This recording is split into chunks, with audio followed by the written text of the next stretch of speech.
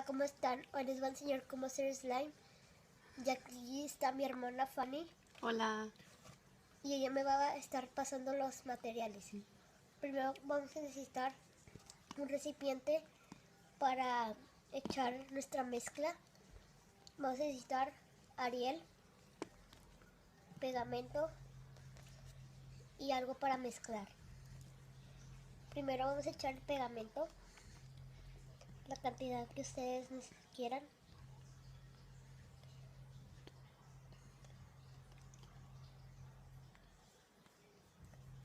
Si ustedes quieren todo el pegamento, pues échenlo. Y si ustedes quieren echarle colorante, pónganle. Yo no le voy a echar colorante. Y le vamos a echar Ariel. De poquito a poquito.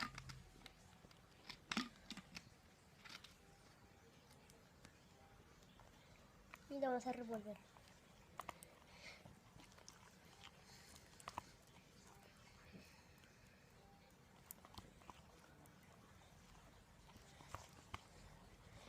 Si no han visto el video donde hacemos slime, les invito a que vayan a verlo.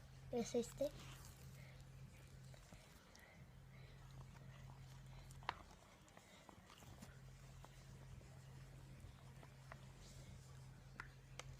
Y vamos a echarle más.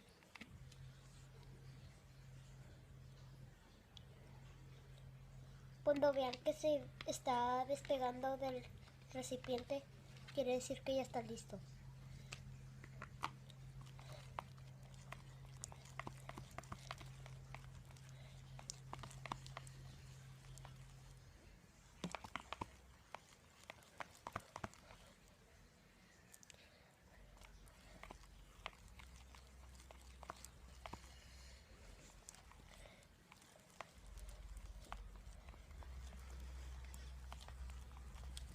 Y yo voy a poner este slime al que hicimos anteriormente. Si ven que se está pegando a sus manos, échenle más detergente.